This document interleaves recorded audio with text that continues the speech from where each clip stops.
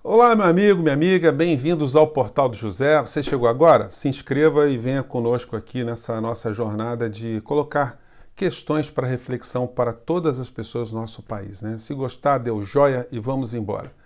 Gente, eu começo esse programa assim com uma grande tristeza, porque eu vi uma manchete muito triste que nos dá conta desses números aqui. O Brasil tem 108 enfermeiros mortos e mais de 4.100 contaminados pelo coronavírus. Gente, isso é uma notícia muito dolorosa, muito sofrida. Nós vermos que 108 pais e mães de famílias perderam a vida porque estavam dedicando a vida ao próximo, a salvar pessoas. Gente, isso é uma coisa muito triste. São pessoas ali que estão num certo anonimato, né? Quem acaba ganhando os louros muitas vezes do salvamento de vidas são os médicos, né? E existe uma retaguarda que é maravilhosa, espetacular e que estão morrendo. São os maqueiros, os motoristas de ambulância, é aquela senhora que fica limpando ali com o seu rodinho a área toda interna do hospital. São os vários tipos de auxiliares, de enfermagem, de pessoas, de seguranças. É um grupo de pessoas muito importantes que estão dedicando as suas vidas para tentar salvar os seus irmãos, né? E eu queria, enfim, me solidarizar com todas essas pessoas, com todas as outras também que estão morrendo, os pais, filhos, enfim, todas as pessoas, e fazer uma sugestão. Eu espero que esse meu vídeo chegue até essas pessoas que estão, as famílias enlutadas, né? A Constituição Federal, ele diz que esse episódio não é indiferente para vocês, não.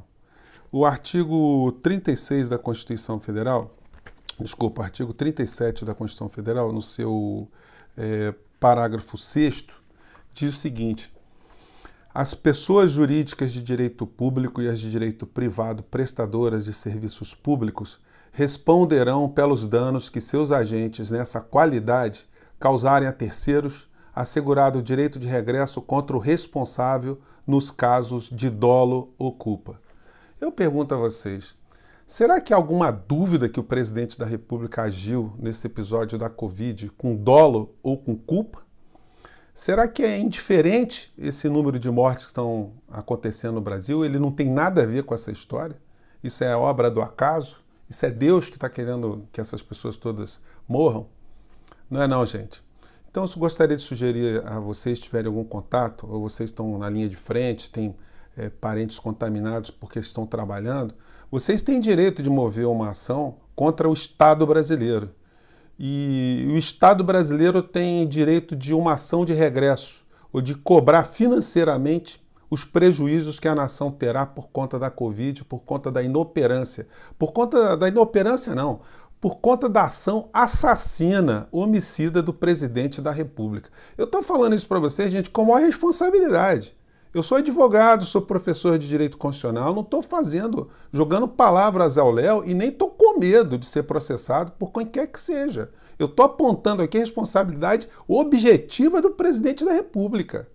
E eu sugiro aos parentes que estão nessa situação que promovam ação contra o governo federal, contra todas as instâncias que, de um certo modo, puderem ser responsabilizadas por omissão, por falta de ação. E veja o que o magistrado vai julgar, o que os magistrados, o que o Poder Judiciário do nosso país vai entender em relação a esse tipo de situação. Se a gente está vendo nossos irmãos morrerem e a gente não faz nada, de fato, o Poder Judiciário não vai poder fazer nada mesmo. As pessoas têm que cobrar, têm que demandar. E só quem não está vendo que o presidente da República é responsável é a Rede Globo de televisão. Eu fico o tempo todo sublinhando mais uma vez uma dose de hipocrisia no Jornal Nacional de ontem. Apresentaram uma menina de 15 anos morta por conta do Covid. Os pais em pranto, os pais destruídos, e eles não fazem nenhum tipo de relação entre o comportamento do presidente da República e o resultado morte. Isso é uma irresponsabilidade, isso é uma cumplicidade sem limite. Eu estou para fazer uma carta, gente, pública ao William Bonner, porque nossas vidas se cruzaram, né, em determinado instante. Por quê? Porque o meu filho caçula nasceu no mesmo dia que nasceram os trigêmeos de William Bonner e Fátima Bernardes na Clínica São José, no mesmo hospital. Então a gente pegava ali elevador às vezes, né? E a vida é assim. Ele foi para o lado dele para ganhar seus milhares e milhares de dólares e eu fui para o lado de cá, sempre defendendo meus pontos de vista com a minha percepção de vida, minha luta cotidiana para a gente melhorar o nosso país. Então não dá para William Bonner ser o editor-chefe do Jornal Nacional, ele ter essa visão, porque ele burro ele não é.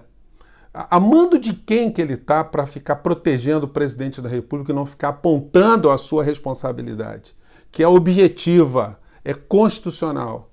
Então, a justiça em breve vai demandar sobre esse tipo de questão e o presidente vai ser responsabilizado criminalmente também, por tudo aquilo que ele está fazendo.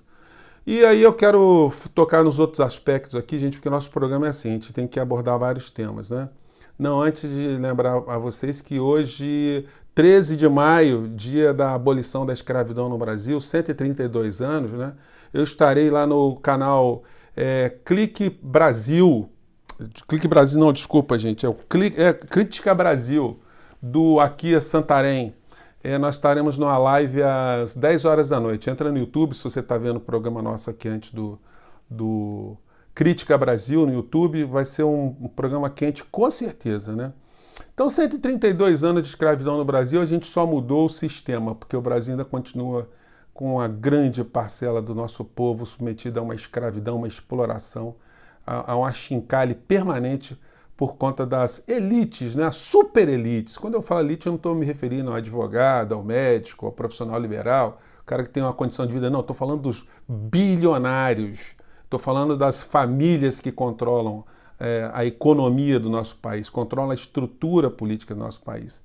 Para esse pessoal, a escravidão não acabou e eles querem cada vez mais aprofundar a escravidão no nosso país, né?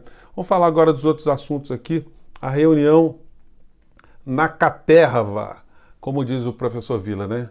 Foto aqui da reunião da Caterva, reunião do dia 22 de abril.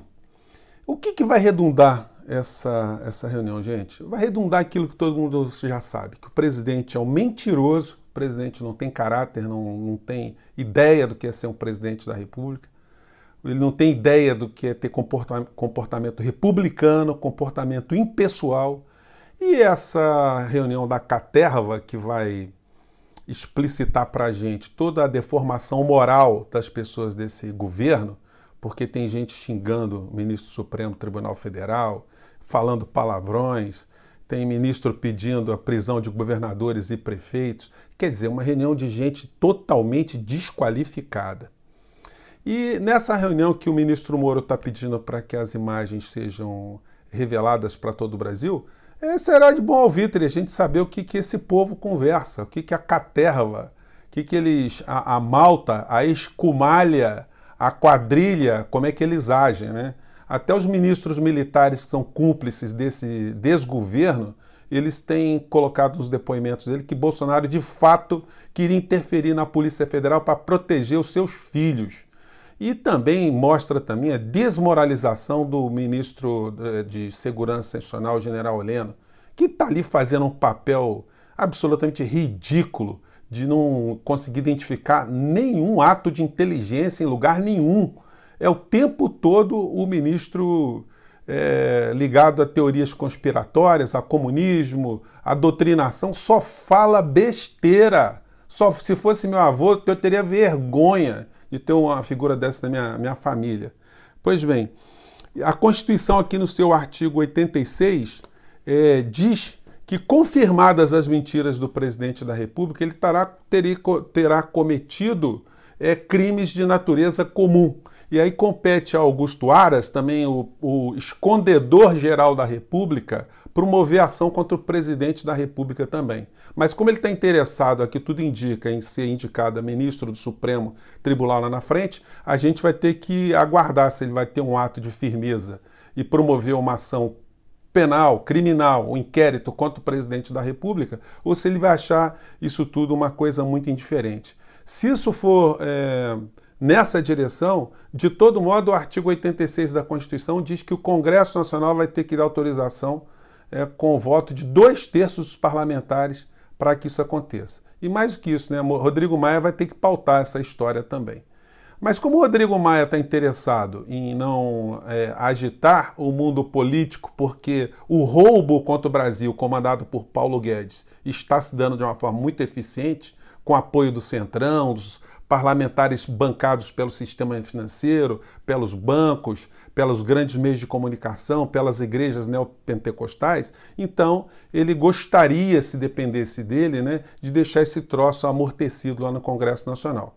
E aí vamos esperar para ver se haverá algum tipo de pressão, de comoção, para que um processo criminal contra o presidente passe na Câmara. Se isso acontecer, o presidente fica afastado 180 dias, assume no seu lugar Mourão.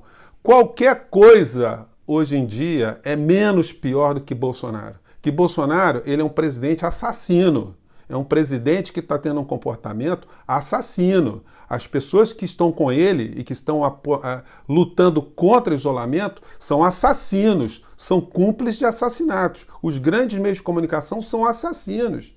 Gente, eu nunca pensei que eu fosse dizer tanta coisa dura num programa só, de uma vez só. Mas eu não estou falando nenhuma mentira. Eu tenho certeza que as pessoas da comunidade jurídica, quem tem um mínimo de reflexão sobre o que está acontecendo no Brasil, vai me dar razão. Eu estou falando, sim, com muita indignação, muita emoção, mas eu não estou falando gratuitamente, não. Estou falando porque o que está acontecendo no Brasil, de fato, são situações que nos deixam extremamente indignados. A gente tem que se livrar dessa gente, a gente tem que se livrar dessa turma, desse tipo de anti-ideologia, porque eles não têm ideologia, né? Eles têm uma anti-ideologia. Eles não sabem o que eles querem, eles lutam contra uma coisa que não existe. É como se eles estivessem lutando contra seres alienígenas, toda hora com uma pauta absurda, bizarra, né?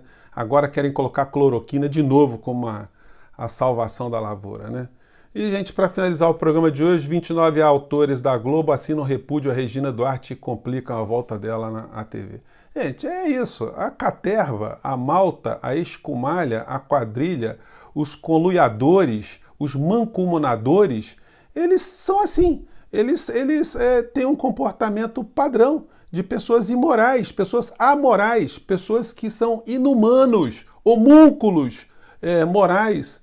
Então, é isso que acontece. O governo está juntando gente desse tipo aqui, que consegue fazer com que a classe artística inteira tenha um repúdio a essa criatura desvairada, essa louca que é secretária da Cultura aqui no nosso país. Gente, o programa hoje foi duro, né? Mas é porque a gente tem que colocar essas coisas assim no ar.